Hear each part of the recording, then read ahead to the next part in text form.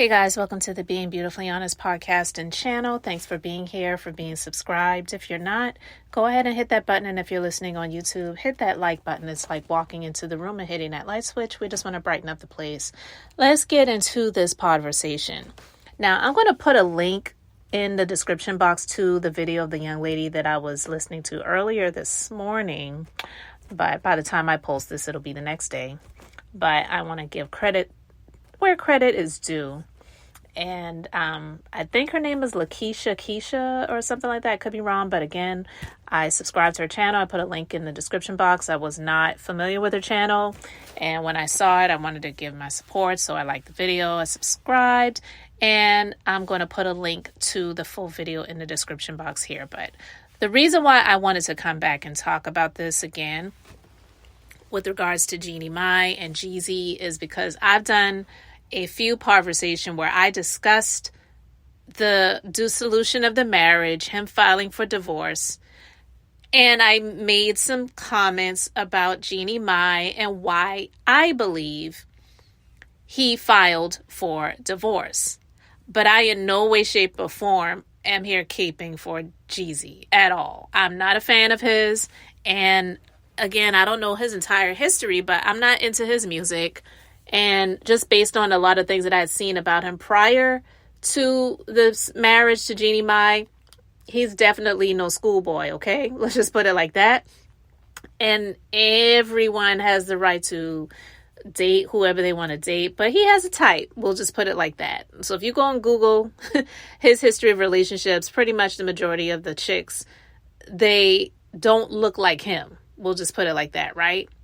And I do find, and it's funny because I have conversations like this with my husband sometimes, and it's sad when men hate themselves so much that they don't want to be with someone that looks similar to them, you know? But that's a self-hatred thing that a lot of them will never admit.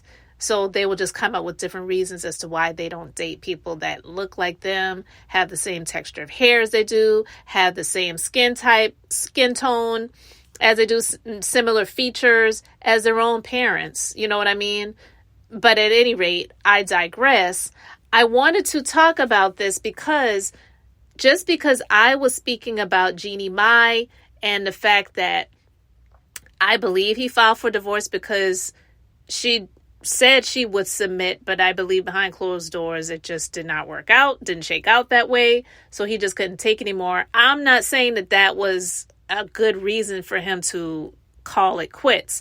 But I did feel that she was disingenuous when she said that because I never believed that that was what she wanted to do. Because being submissive to your husband, it's not about a woman being submissive to the husband. I've spoken about this actually a few years ago where I talked about submission is supposed to be something that a husband and a wife do for one another. It's not a woman submitting to a man. The wife submits to the husband and the husband submits to the wife. But the word submit actually has been given an extremely negative connotation. But what that essentially is supposed to mean is that as a wife, you're not putting any other man's opinions or anything like that or their needs or desires above your own husband's, and vice versa. As a husband, you're not putting any other's woman's needs, desires, or opinions or anything above your own wife's. That's what it is supposed to be about. But unfortunately, you have a lot of nothing dudes. I was about to say something else, but basically you have a lot of dudes that really don't have nothing going on for themselves, but they have the nerve and the audacity to say that they want a woman to submit to them and they want to be the head of the household and all this other stuff. And they just want to walk around with this machismo sort of thing, but you really don't have anything to be submissive to because you don't even really know who you are. And you feel that you lording over a woman and telling them what to do is you essentially being the lead and the head of the household. And it's bullcrap. That is not the way it is supposed to be. So when she spoke somewhat to, a husband leading when it comes to things in the household and things like that, I don't really have a problem with that. So that's what I don't have a problem with, but I never believed her when she was stating that she wanted to submit. I felt that that was something that she was just trying to put out there to be sort of this message to Jeezy to say, look, I know I've displayed some strong attributes about myself, but I promise you I'm going to tone it down in a relationship because I know that you want to feel a certain type of way. And I want my man to feel like a man and all that other drama, right? But I'm not here caping for Jeezy in any way, shape, or form. I don't believe that he deserves defending. Absolutely not. But what I was saying is I kind of found it comical a bit and definitely ironic because him getting with someone like Jeannie Mai, I felt like was something that he thought he was going to get when in actuality it wasn't. Because a lot of dudes like him, they try to stay away from women that look like them because they feel that these women are very strong and assertive and aggressive or negative things that really are not true. Angry and they're just bitches and all this other stuff, which is just not true for a lot of African American women, but they will put all of them into one collective category of just, if you are a Black woman, you are angry, you are aggressive, you don't do anything for yourself, you want people to just take care of you. And then it's all, for the most part, been proven to be a lot of lies or huge stereotypes where they would try to box some of the women who may portray that type of character to be all Black women. We know that that's not the case. But at any rate, Jeezy has a history, and I just kind of find it funny that Jeannie, being as smart as she appeared to be, really didn't do her homework, or maybe she just thought that she was just better than the others that were there before him, right? Because there's this story from Madame Noir, and it's actually from 2020, okay? And I'm going to put a link to the article in the description box if you want to go and read it and check it out. But basically, this woman, she was engaged to Jeezy, so she's not just a baby mama, but she responded to his claims that she's jealous of his engagement to Jeannie Mai. So Madame Moore says, last month we reported that rapper Youngjeezy's former fiancee and mother of his child, Malet Mahi, and I cannot pronounce the last name, so I'm not even going to try, we'll just say G, were in a public battle about child support.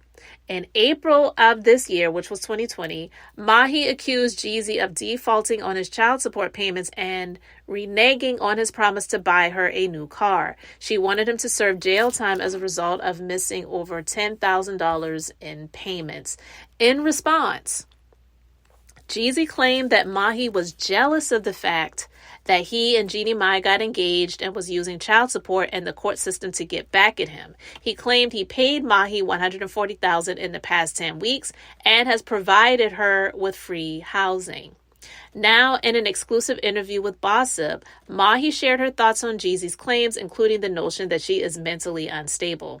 She said he's taken a path of vitriol, lies, and slander to divert attention away from his own behavior. In legal documents, Mahi said that Jeezy proposed to Jeannie Mai on the evening of March 27th, but by that time she had already filed papers through her lawyer.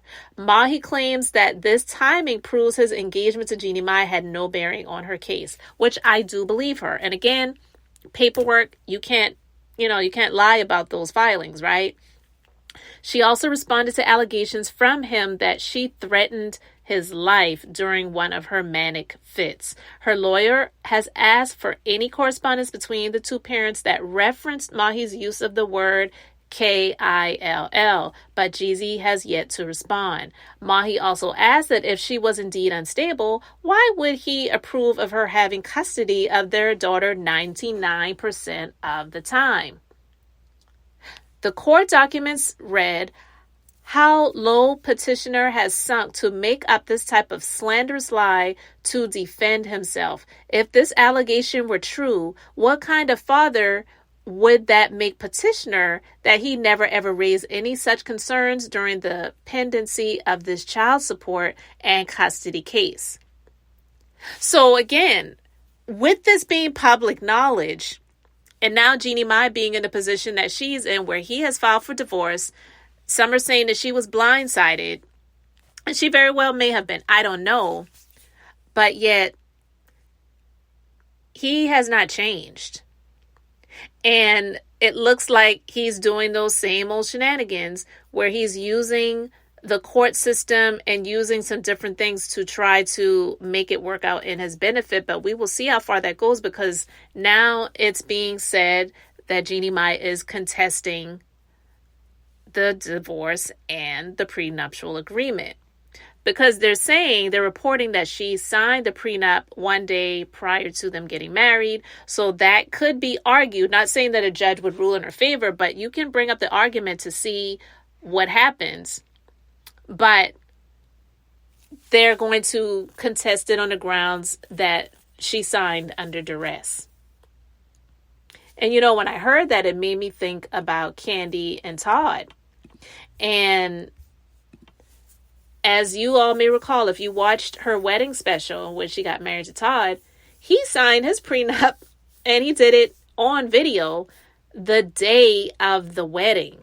Now, I'm not trying to put Jeannie Mai, Jeezy, and Candy and Todd's relationships in the same boat.